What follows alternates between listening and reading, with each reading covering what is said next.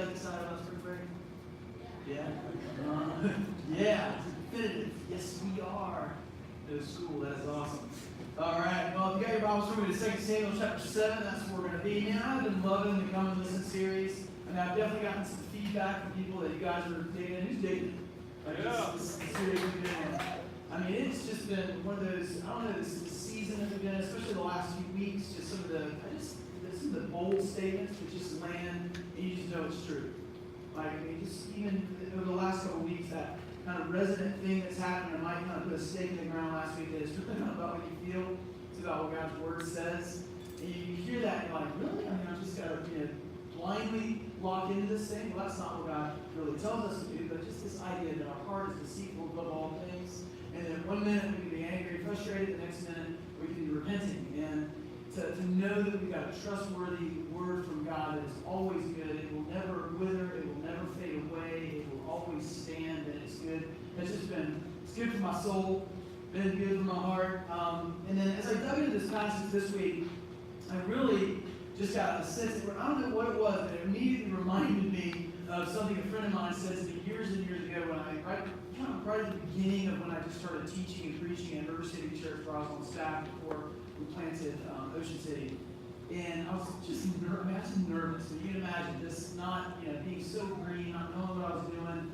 And I just said, I was trying to get my mind around this idea of preaching versus teaching. The idea that we should always teach, we should always be grabbing things in the Word of God. We learn things, we learn stuff in the Come and Listen series, the trajectory of the Bible, learn some things that's going on, how to interpret the Bible, doing all those things. But there's also that idea that, man, this book is more than that. It's the God-breathed Scripture, that it should change us. We should walk out of the door different than we came in. And if God is teaching and leading us through His Word, and I was just trying to get my brain, wanting to be faithful with the text when I was preaching. And he just said, man, for me it's very simple. He said, when I approach it, I do want to teach. He said, but ultimately I want to think, if I had 40 minutes, and it was the last time I could talk to my son or my daughter about Jesus and about life and how Jesus applies to me, what would I say? What would the ferociousness in which I attack that sermon and the way that I talk and what I say to my own kids about this is the last time. And I just thought, that's this text. And you might not think so when we start getting into it, but I'm telling you, I wish I would have heard this when I was 20. Like, this is the one where I wish somebody, I still need it now. This is the over and over again, breathe it in, and you're like, I need to know this. In the beginning, on the front end, it's one of those things, on the front end it's sour, and on the end it's really good. I mean, it's that way, to understand and know who God is and how He operates, what His nature is, and how we relate to Him. Just so powerful. And as I was digging into it, I was thinking about, when I was in high school, when I was in my senior year in high school, leading into my senior year, just so stoked about playing football. That was one of the things. I'd been playing football since I was in 7th grade, always played run back. That was what I did. I was fast, too. I mean, I was 7. I mean, not to brag. I was a straight line guy then. I was not doing as quick. If you make me do this or this, I wasn't that great at that. They just like send him down, Forrest Gump, send him down, he's good, he's fast. So they would send me, do the thing, and I was good. I had a decent junior high career, did really well. I had an okay, varsity, time, running back, and I was planning on just like killing it. Senior year, been working on some of the moves, I've been, really training hard over the summer. All my friends, senior year, you got a bucket list. Like, you have things you want to do. You want to just knock it out of the park on all fronts. There's things you want to do and things you don't want to do. Like go to class. I know that because I have a senior. There. Go to class. I'm kidding. He's great. Got good grades. Got into good school. It's fantastic. But you're excited about the things that you want to do that year. For me, it was all wrapped up in playing running back. One of my best friends was the quarterback. He was going to hand me the biscuit. I was going to run for some TDs. It was going to be amazing. I was amped. And then in the summer, while we were doing workouts one day, the coach came to me, and he had returned. And I thought, this is amazing. He had gone off to coach college, came back to coach our team, and we thought, this year we're going to districts, we're going to go regions, maybe state. It was excitement. So he comes to me and says, Derek, can we talk for a minute? I said, okay, that's great. Coach wants to talk to me. And he said, I think we're going to move you to the other side of the ball. And I said, what? What do you mean the other side of the ball? And if you don't know what that means, I don't know if you know sports very well, but that means I'm going to defense playing running back, no more TDs. And I was upset, man. I was standing there, I was just thinking to myself, and instead of talk, because in 1989 you didn't talk back to the coach, like, why? I mean, that was it. Well, why? You can just go on about your business somewhere else, and I'm on the field. But that's not the way we roll anymore. I don't know why, but that's just the way. So I sat there, and in my mind, I was having a conversation with the coach, because I knew I couldn't out loud. And I was thinking, what are you talking about?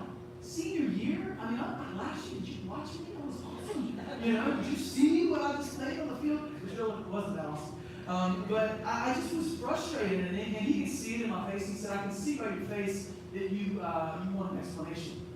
He said, well, there's a sophomore named Mike that's coming. And first of all, I heard sophomore. What? A sophomore named Mike that's coming in, and we think he should be the tailback, and we're going to move you over to defense. And again, I'm having a conversation in my mind, no competition, no like, hey, let's put me and him together. You know, he's a sophomore, I'm a senior, go. Well, what is happening? Put us on the field, you guys are going to be a competition. Just help me have competition. It makes us better, you know, I'll obviously win, but let's get on the field and do this thing. Again, all in my head, didn't say anything. I'm just taking this pill of no right there, and it was painful all summer long thinking about it. Now, this kid didn't even go to our school. I had not seen him. All I knew was I was a senior. I played tailback the year before, a starter as a junior. It's my senior year. I should be playing tailback. I thought, there's got to, just maybe this will happen, and everything will change as soon as we start two-a-days. I meet this kid. They see, oh, yeah, Derek was awesome. But you'll understand in just a second exactly why the coach made the wisest decision he could have ever made. You know, if you were to read our program during our, Friday Night Lights, and you know that show, that stuff is real. It was amazing. So if you were to go to one of my games, you would read the program for high school football for the North Florida Christian Eagles, and you would see in there my name, and beside it would be my measurements, which were somewhat fabricated. I was on 165 pounds. That's soaking wet with a lot of spare change in my pocket. I was 5'11" in heels. I did actually run a 4.740. I was fast. I could fly. Remember, straight line. Then here's Mike, the sophomore that had just come to the school. He was 225 pounds and needed no spare change in his pocket. He was 6 foot in his bare feet, and he ran a 4.440. He had no body. And some of you don't know, like, I don't know, you follow recruiting? Like sophomore in high school, 4.440, 225, no body fat, 6 foot, you could lose. You know what I'm saying? And let's be honest. And I knew, there was no question. I'll just give you an insight into his future. People didn't, it wasn't like they didn't send, Florida State didn't send a recruiter to go watch Mike. Florida didn't send a recruiter. Head coaches came to his games. The next year, Bobby Bowden came to his game, the head coach for Florida Gators came to his game, Miami head coach came to one of his games, Oklahoma Sooners coach came to one of his games, Georgia Bull, and you name it, Division I, high-end school, Nebraska, I remember the Cornhuskers coach came to one. He was lights out, amazing. The Joker ran for TDs, and this is how it affected me. You can see this picture of me here. That's me watching Mike run with my football for one of my touchdowns. I'm 32, doing my thing. Nobody really cares because Mike ran for about 9 minutes. Here goes Mike again. But all of us know what it means and how it feels to be like that. Have you ever been an heir apparent to something? This is your position, this is your time, this is when I'm finally going to use my gifts and my talents. I'm going to go from a cubicle to the corner office. I'm going to do something, and everything's going to transition for me. But somebody in authority, somebody that's in charge says no. And in the moment you think, why? In your mind you're thinking, this doesn't even make sense right now. And even in a bigger sense, sometimes in life we feel like if you're a believer in the room, you're in a situation where, why is God either not speaking, but in his silence, it's a resounding and echoing no in my life. I thought this was the plan for my life. I thought these are the things that were going to happen. I was 25, and these were the dreams, these were the prophetic words spoken over me. I'm 35, and this still hasn't happened. Why the no? Why the no? And what's beautiful about this passage, and what's going to boil up from the surface of this passage, is why God's no is always good news. Why God's no is always good news. It doesn't seem like it ever in the moment. When we're myopically in our situation, walking through the valley of the shadow of death, it never looks like it. But we're going to see these three answers to this question, why God's no is always good news. And the first one is, when God says no, there's always a bigger yes. We're going to go through these things pretty systematically. Secondly, God's no often clears the way for the bigger yes. And I'll just say this right now. Often what he's clearing out of the way for the bigger yes and the bigger plan is you. Thirdly, God's bigger yes always, always, always leads to Jesus. Because he's the one that makes the darkness tremble, right? That's you can leave on that right there. If you wanted to, you got something to do for spring break. That is the essence of today. It's the essence of today that God's bigger yes and maybe your no is always leading you and me and the whole world in his bigger, more sovereign plan to Jesus. And is always leading us home. So if you got your Bible, turn with me to chapter 7 in the second book of Samuel. After the king was settled in his palace, and the Lord had given him rest from all of his enemies around him, he said to Nathan the prophet. Now I got to stop there just to catch us up a little bit. If we're, Mike kind of covered this a little bit last week, but remember, David and Saul have been, we're going back and forth. Saul was chasing David. David was the anointed king. Saul was the king that was in place, but we knew that God's favor had fallen off of Saul. It was on David. So there was this thing that was going on. Finally, Saul and Jonathan die after a real weird thing that happened with the witch of Endor. And we move into this season where David is the king of Judah, and then you have a kind of a split, divided kingdom. This happens actually twice in the Old Testament. You got a divided kingdom.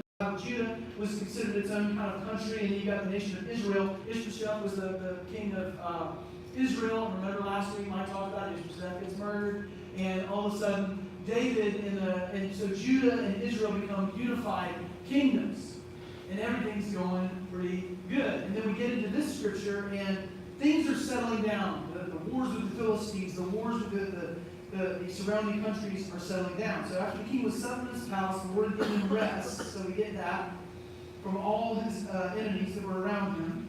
He said to Nathan, the prophet. Nathan was his counselor, was the prophet. He said, "Here I am, living in a house of cedar, while the ark of God remains in a tent." Now remember, so he's sitting in his sweet house on his front porch, sipping iced tea with Nathan, flipping around, going, "Man, woo, it's been a rough season, Things have been tough, but things are good now." And his eyes glance over to the tabernacle, to the tent, which by now, historically, is about 100 years old. The tabernacle, they moved it around, they know a lot of things with the tent. And the tent, this particular tent, was threadbare. It was worn out. And he looks over there and he's like, "Man, I've got a sweet palatial pad here with cedar. I am the king." He goes, "Man, I should build God a house. That's what I should do." He's thinking that to himself. Like, hey, I've got all this nice stuff. The Ark of the Covenant has just come back. Remember, I kind of fast forwarded to 2 Samuel chapter 6? You remember that? We kind of moved through, like, God is bigger than we thought he was. The Ark was stolen by the Philistines and was gone for 20 years and ends up at this guy's house. Ultimately ends up at Obed-Edom's house. Things great happen to Obed-Edom. David's like, "Where do we get that thing? The good stuff's going to come to the city of David." So he goes and gets the Ark. Then there's a problem. People were trying to settle the Ark. People died. Ultimately, he goes back and does what he's supposed to do, right? They realize, okay, God's bigger than we thought he was. Why is this not working out well? They see the holes in the side of the ark. Oh, we're supposed to put holes in the holes, and the right people are supposed to carry the ark. They do it, and every 6 steps they walk, because they're like, we're all alive and we're touching the ark right now. Every 6 steps, they stop, they set down, they have a worship service all the way up to the city of David. And David goes crazy once it finally gets to its place of rest, dances, strips down to his linen ephod, goes crazy, runs around. His wife thinks he's nuts. Says, "You are being undignified in front of the servants." He says, "I will get even more undignified than this in front of my God." Remember all that? So I skipped in front of that. That's 2 Samuel chapter 6. So now he's resting. He's seeing the ark over there. Things are good. He's like, "I will build a house for God's ark." And so Nathan replies to the king, "Whatever you have in mind, go ahead and do it. The Lord's with you." Nathan's a good prophet and a good friend. He's like, "That sounds like a great idea. You go on, boy. You do your thing." But look, here's what happens. Because he is a prophet and he is a good friend. But that night, the word of the Lord came to Nathan saying, "You got to go tell David something. He may not like it, but this is what's going down. Go tell my servant David this. This is what the Lord says." And I love that God, who needs to ask no questions, asks a question. He says, "Are you the one to build me a house to dwell in?" So keep in mind, Nathan's going to go tell David all this stuff. And God was asked, are you the one to build me a house? And I love it because of just the way that, for many different reasons, as we continue to read, we're going to feel the reframing and the reshaping of David. You know, David was a man after God's own heart, but mainly because God always reshaped him, always took his eyes from what he saw down here upwards toward the heavens to understand, do I really need to build a house for the one that can build or do anything? I mean, God said, are you really the one to build me a house? I mean, God didn't need anything from David. And right now, what he's going to do, and you kind of feel this through the passage, is that he's making sure that there's an understanding that God's saying, I'm the one that is generous. I'm the one that's giving to you. You really don't give to me. And in a beautiful way, he's saying, David, I love you, but I in no way need you. And you get that from the rest of the scripture as we dig in verse 6. It says, I have not dwelt in a house from the day I brought the Israelites up out of Egypt to this day. I've been moving from place to place with a tent as my dwelling. It's like a tattered tent with fire. Wherever I have moved with all the Israelites, did I ever say to any of the rulers, did I say to Moses, did I say to Joshua, did I say to any of the judges, whom I commanded to shepherd my people, why have you not built me a house of cedar? You know, did I say to any of those guys, any of those things? He's like, it's a question that God's answering. No. It's like, I didn't ask for it, and I'm not asking you for it. I didn't need a house. Now, there's something else that's beautiful about this passage. If you dig into the commentary, it's really a beautiful picture of the incarnational God. He's saying, all of this time, I've always been with your people, and it doesn't matter.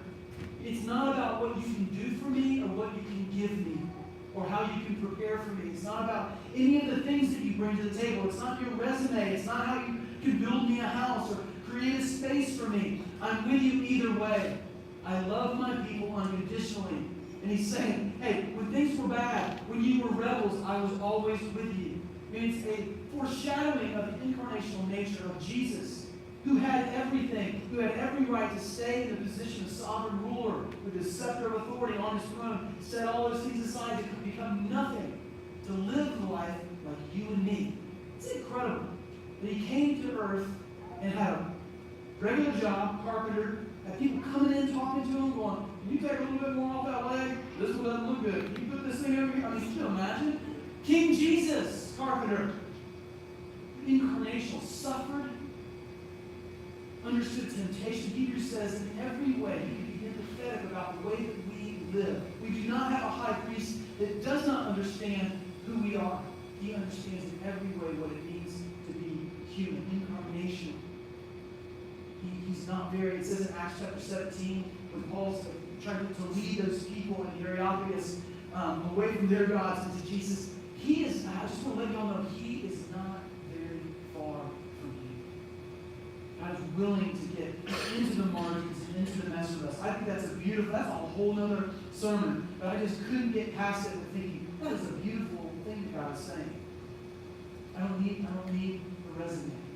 Come as you are. Verse 8, now then I tell my servant David, this is what the Lord Almighty says. He continues this conversation. I took you from the pasture. So remember, he's talking to David. I took you from the pasture, from tending the flock, and appointed you ruler over my people Israel. I have been with you wherever you have gone, and I have cut off all of your enemies before you. Listen to all the eyes. This is how God reframes us. Because he's making sure that he's not going, can you do all this for me? He's like, I did this, I did this, I did this. Now I will make your name great, like the names of the greatest men on earth. And what's beautiful about the rest of this passage, and again, I want to say it in advance so you can feel it as we read it, is he's not talking about, I'm making your name great because you did something great. I'm not making your name great because you killed Goliath. I'm making your name great because of what's going to be attached to you. Because of whose name will be attached to your name. It has nothing to do with you. He's saying, I will make your name great. I love that. I will provide a place for my people. Listen to this. I will provide a place for my people Israel. So he's starting to flip it. He's going, you're not going to give me a house. I'm going to give you a house. You're not going to create a little kingdom for me. I'm going to create a transcendent kingdom for you. Feel this with me. It's so good. He says, I will provide a place for my people Israel and plant them so that they can have a home of their own. No longer be disturbed. Wicked people will not oppress them anymore, as they did in the beginning. and have done ever since the time I appointed leaders over my people Israel. Also, I will also give rest from all of your enemies. The Lord declares to you that the Lord himself will establish a house for you. Now, when you read this passage, you've got to think about this, all those things that he says. Because if you're David, you're thinking, that's great. The future is bright. Things are going to be good. I'm being told no, but something amazing. God's revealing something to him. This is awesome. But God's actually revealing something bigger. Because the truth of the matter is, there wasn't a house that was going to be built where the Israelites weren't going to be served. In fact, they moved into the promised land, and they're going to have a very short time period here where things are not shaken up. First of all, it's going to be David's family drama, and then it's going to be enemies all over again. So what's God talking about? And then he's like, you're going to have this season of peace, this forever kingdom that's coming, this place that I'm going to, where you can finally rest. So we're starting to feel the prophetic that's leading beyond even the legacy of David and toward the ultimate kingdom where God is shifting the eyes of David as he's saying these things. He's realigning David's heart, but he's also beginning this process of talking about not just creating a home for a specific people, but a transcendent kingdom that would be headed up and be led by King Jesus. Verse 12, when our days are over, you rest. He says that when your days are over, speaking to David again, I will raise up your offspring to succeed you, your own flesh and blood, and I will establish his kingdom. So you've got this dualistic prophecy that's going on. He is the one who will build a house for my name. So he's talking about, you can see the overlaying passage. If you write it in the margin, you might want to go read that later today or this week. In 1 Chronicles, you'll see an overlaying passage that will give you way more information about the temple, that Solomon will ultimately be the one that's going to build the temple, and kind of David's place in that. Like how David got shoved to the side. God said, no, you're not going to do it. This guy's going to do it. But you'll get some information.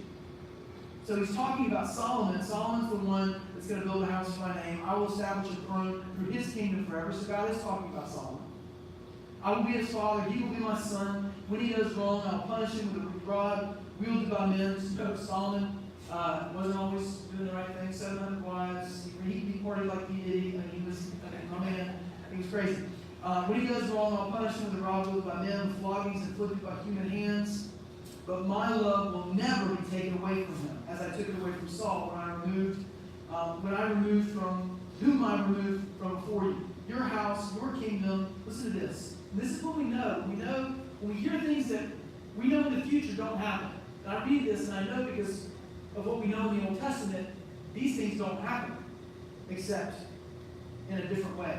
Your house, your king, and your kingdom will endure forever before men. Your throne will be established forever. Well, that doesn't happen for David.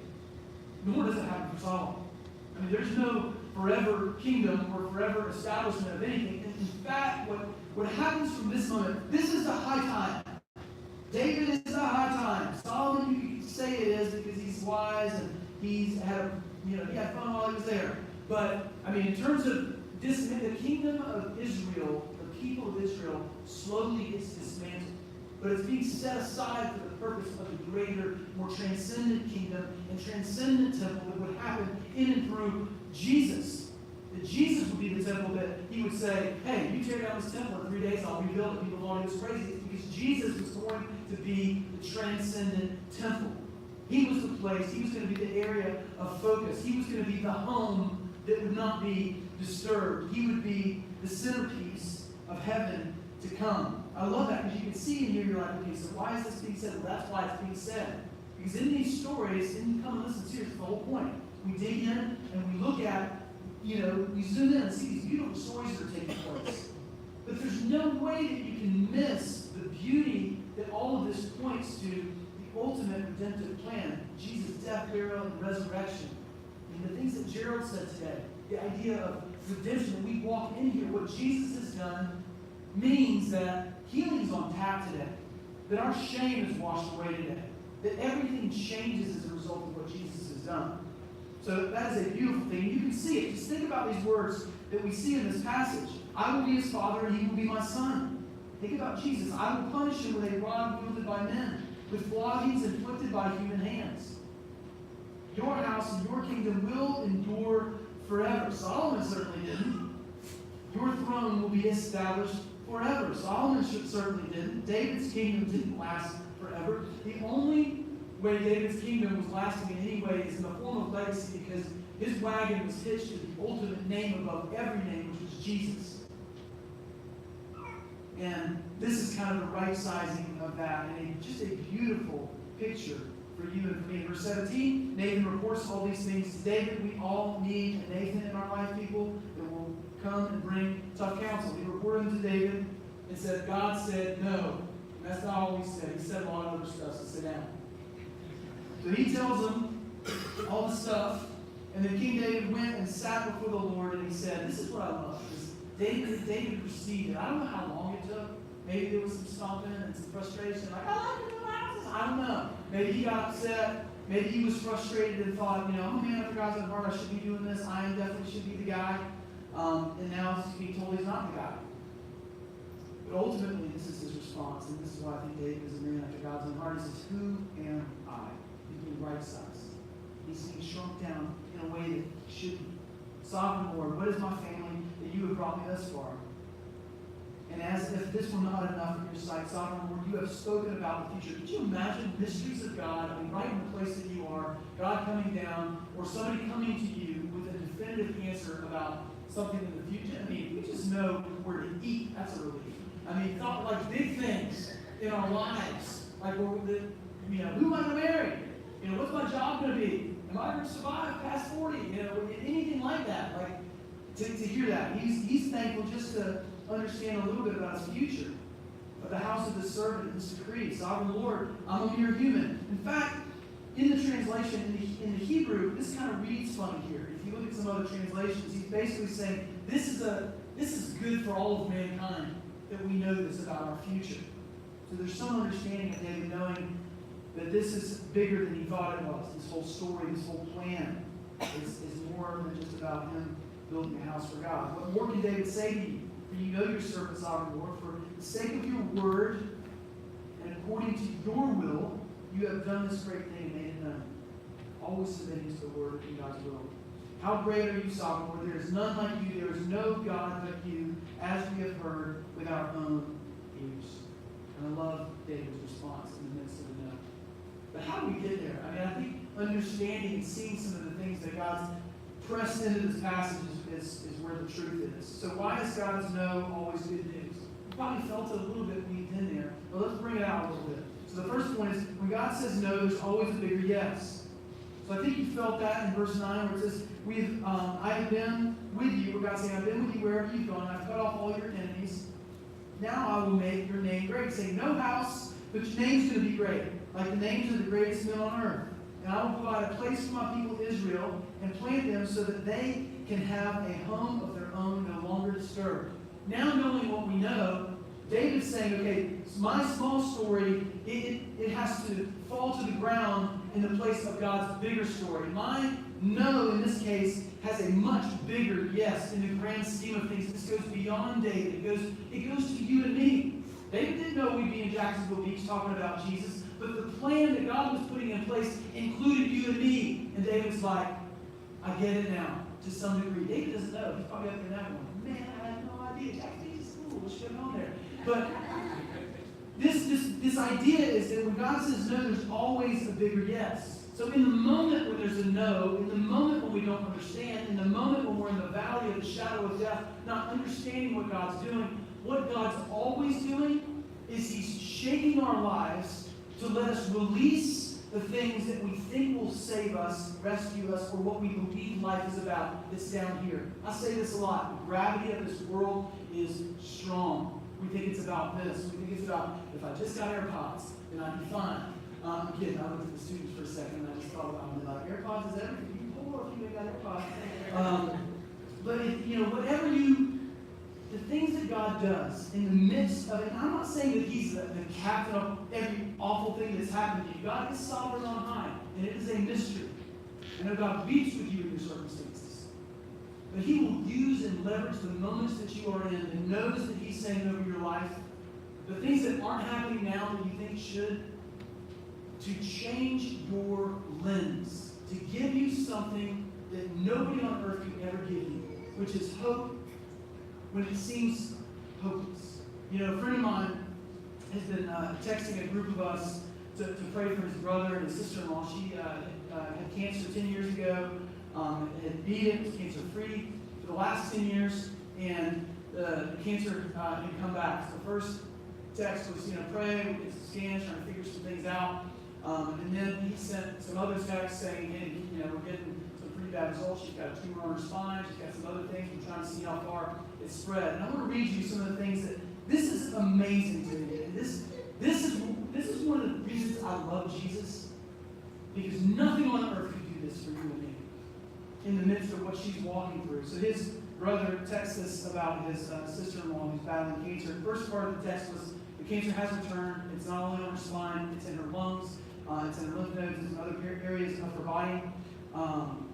He said that I wanted to type this once to all you guys, because I want you guys to continue to pray as we continue to put a treatment plan together. Please know that our prayers are definitely being felt as she is in for a long day today of tests and procedures, or in for a long day of today for tests and procedures tomorrow. She would like as many, listen to this, she would like as many people as possible to play Toby Mac, I Need You, which is a sweet hip-hop song about Jesus. It's fantastic. To play I Need You. It's a dance song for sure. If you listen to it, you're going to groove on it today, I just know. Play Toby Mac's I Need You to acknowledge and, listen to this, celebrate God's power and sufficiency. And she says, it's not God and blank. It's God only. It was amazing to watch, and this is my friend's brother responding and saying, after our life, says, it was amazing to watch her dance around the house all day to that song without any need for any pain medication. He said, thank you so much for the continued prayer to take care of her. And I just sat in my office. I don't know why. I mean, I guess you do know why. But I just wept. And I wasn't weeping because I was sad that she had cancer. And we are continuing to pray, and it makes me sad, and it breaks my heart. And God's going to come through. I'm believing it right now as we stand here. He's going to come through and do a miracle. But what made me weep is Jesus. Because Jesus, only Jesus, can let us let go of the tangible hope that we experience here, which is in doctors, which is in chemotherapy, which is in chemicals, which all of those things are beautiful, they're gifts from God. But to let go of those things and then latch on to the transcendent kingdom, the forever home, the undisturbed home, the one that will never fade away, where every tear will be wiped from every eye. And to actually experience that, get a glimpse of that on planet Earth. And what happened for her in the middle of the no. In the middle of, no, you're not healed. In the middle of cancer has come back. In the middle of, I don't know what the next step is. I don't know if God's going to heal me or if I'm going to be with him in heaven in the next year or two. I don't know what the outcome is, but I can tell you right now, I'm going to be dancing and I'm going to be shaking off the tangible and holding on to the transcendent kingdom. I love that. Because in the no, there's always a bigger yes. There's always a bigger yes. Number two, God's no often clears the way for the bigger yes. And I wrote here in small letters, smaller you means bigger outcome. I mean, a lot of times, for me, I'm my own worst enemy. I need to be right-sized. I need to stand and be awestruck in the presence of God and know that I'm so insignificant in the grand scheme of life and the world. But in the midst of that, know how precious I am to him. Both of those things happening together is where we're meant to be. Really, really, really, really small, but absolutely doted over by the King of the universe. Doesn't seem like it even works, but I say it, and I know in your heart, like mine, it's like that is true. I don't want all the weight of being the center of the world or the center of even my own universe on my shoulders. I want to be a part of something bigger than myself. I want to step out of my teeny, itty-bitty little story, the starring role I've got in that, and I'd rather be in a supporting cast role in the story of God. Something about that feels right. David is experiencing, and God's no often begins to clear the way for the bigger yes. Who am I, he says, sovereign Lord? What is my family that you have brought me this far? And as for this were not enough, sovereign Lord, you have spoken the future of the house of your servant, this decree, sovereign Lord. I'm a mere human. How great are you, sovereign Lord? There is none like you. There is no one like you. as we've heard with our own ears. So powerful. It's the supporting them. You know, God, the people that have the biggest names in Scripture were all background guys. They sang in the background. I don't know if anybody heard the prayer. I can play the background. I mean, it's such a good song. And he's talking about, you can play the lead. He's telling God, like, hey, I can play the background. You can find me stage right. You know, that's where I'm supposed to be. Because all of God's big guys were all background guys. Moses was, listen to this, if you think you're waiting to find your position with God and be in that place with Him, Moses was 80. You know, and you might be 35. Well, man, it has been forever, and I thought, finally I'm going to be in a place where God's using me and doing the things, but he was 80. And at that point, he was kind of reluctant at that point. He's like, I don't even know if I want to go. I don't want to lead. God's like, good, you're not going to lead. But I'm going to use you to do something. He's like, he was in the perfect place for him. Joshua, 65 to 75 years old. We can kind of calculate how old he was when he finally took the mantle. We think of Joshua, the conquest. I mean, he was the butt kicker, man. He was the guy that came in 65 years old. So we might just need to be waiting for that. And when he spent the lion's share of his time doing this, what he was an aide. He was Moses' aide. Off in the shadows, hanging on the edge of the tent, just trying to get a glimpse of the presence of God. Going, there's the guy that's leading. I'm outside the tent, wondering when my turn's going to be. You don't hear that from Joshua. He's like, I'm a servant to the Lord, and I'm Moses' aide. That's my title. Nobody wants to be anybody's aide today. Nobody wants to push somebody else's agenda. Everybody wants their own agenda in place. It's what we do. It's how we operate. And God wants to change that and relieve us and move us out of the way many times so that the bigger yes, His bigger plan can be put in place. Christy Kane says this. She says, we have a generation, this is bold, I love it. We have a generation that is ready to run into the spotlight. But the spotlight will kill you if the light of Christ that is in you is not greater than the spotlight that's on you. I love that. You say, you're meant to take what's inside of you, which was given to you generously by Christ, and the only thing that should be shining bright and the only thing that should be on the stage is the light of Christ. It should be, I'm here to refract, and shine a big, bright, beautiful light on Jesus. And when God says no sometimes, you know what He's doing? He's putting forth His agenda, which will ultimately be better for you. When I started at RCC years ago, my story, it's kind of strange. We weren't at RCC. We had put our house for sale. God already talked to Beth and I, and we just had the sense that God was saying, you're going to be moving to the beach, possibly a church to the beach. Didn't know if I was going to leave the church plant. Didn't know what was going to happen. We had hung out at the Carver Center. We had seen some of the things that were going on down here. We're just like, I don't know. It hasn't happened to us. We just thought this was what God had for us. We didn't know. I was friends with Anthony, who was the pastor at RCC. We'd been going there a little bit, and I was ready to sell the house and move to the beach. And he said, don't. Anthony, in that moment, was my Nathan. I mean, if you need a Nathan in your life, I mean, if you want to haul off and do something, you should tell someone as close to you. Instead of just, hey, Facebook, this is where we're going. I mean, I'm just saying, talk to somebody. That might make somebody mad, but you should. You should have counselors. In the presence of many counselors in prison. So he was my Nathan. He said, don't move to the beach. And I was mad. I said, what do you mean? He goes, you should move to Riverside. I go, you should plug into our church. You should be here. You should be confirmed. Don't just haul off and plant a church. Be here. Be a part of our body. If this is the kind of church you want to plant, be here. Be a part of the family. Be with us here. Learn.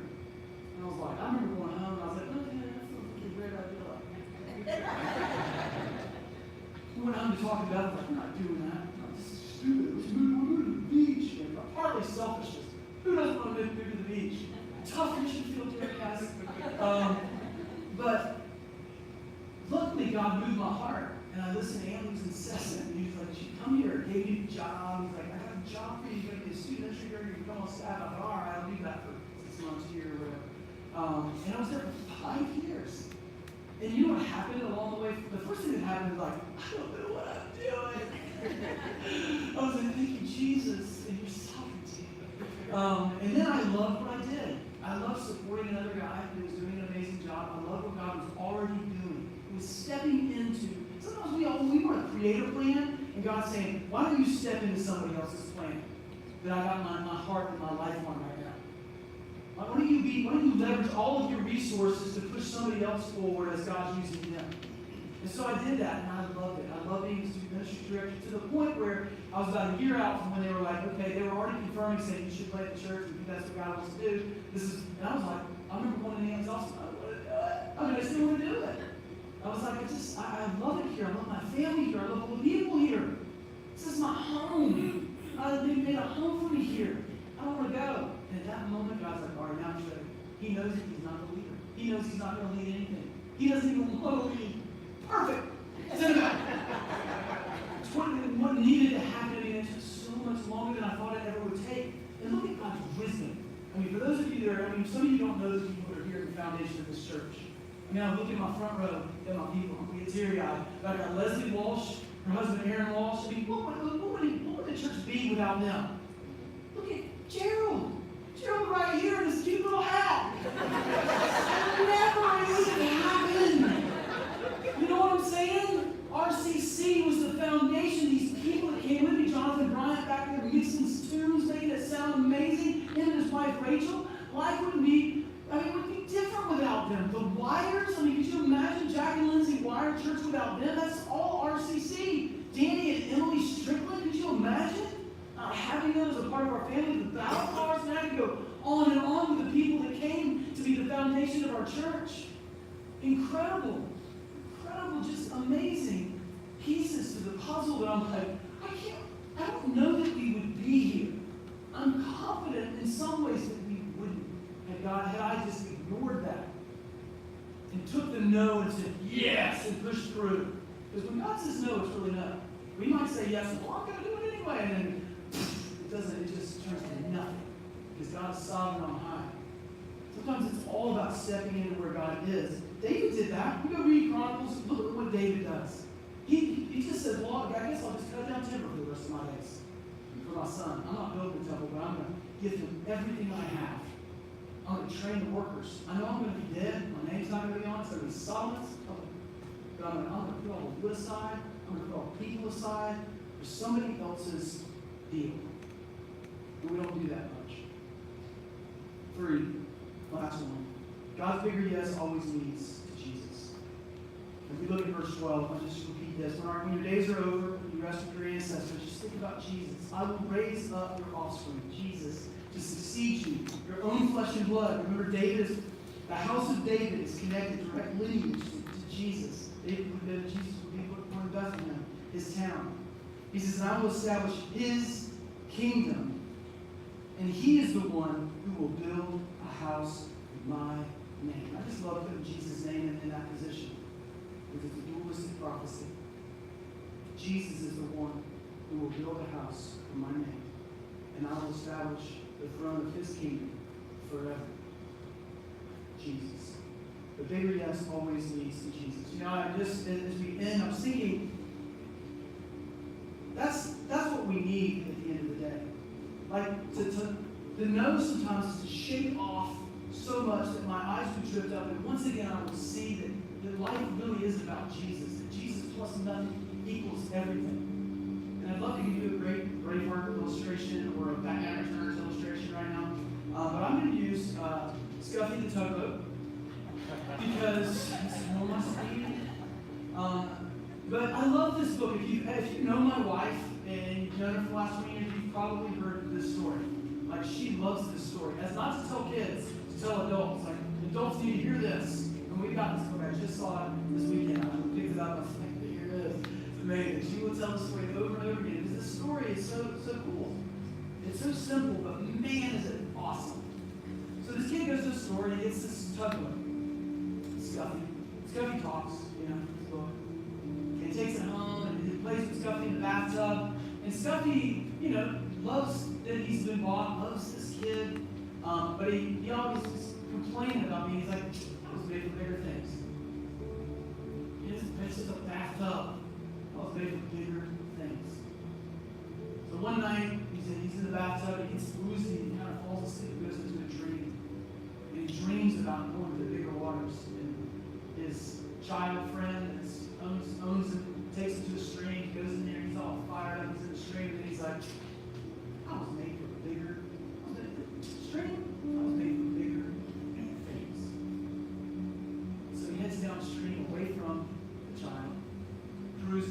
guy's got this face of determination. If you flip the book and you see it, when he gets out of the open water, sees the other tugboats before he gets out of the bay into the ocean, he's like, that's what I want to be. I want to be something big like that. I'm a tugboat. I'm going to be a big tugboat. I'm going to pull stuff around. I'm going to have purpose. I'm going to be awesome. And then he gets closer and closer to where those tugboats are, and the ocean starts throwing his little boat everywhere, and he starts, he just starts freaking out. And all of a sudden, right in the middle of it, he wakes up. He's back in God. This guy looks up. Boy, it's like, I was meant to do great things. I was meant to be with you. And I love that. Because we get caught up on this side of heaven in so many things. We need to take the purposes of God. I want to do something amazing for God. And God's like, you're going to move on after that, and you're going to miss the fact that you need to be with Him. And I think what God's doing this morning for you and for me, He wants to shake off the tangible things that we hold on to, the accomplishments, the resumes, the things that we feel like will make us whole. Lift our eyes to wake us up to see I was made to be with you. It's not that we don't want God's will. It says in Scripture that David was a man after God's own heart. And then it immediately says, and he does my will. So we do things. It's not we just sit back, it's the motion of Jesus. We don't do anything. We do His will. But we were meant to be with Him first and foremost. Let's stand. God, we love you. We love that your word is so alive. It is so living and active. And in many ways, it's like an atom bomb that goes off in our heart and leads us, always leads us back to you. God, open our eyes over and over.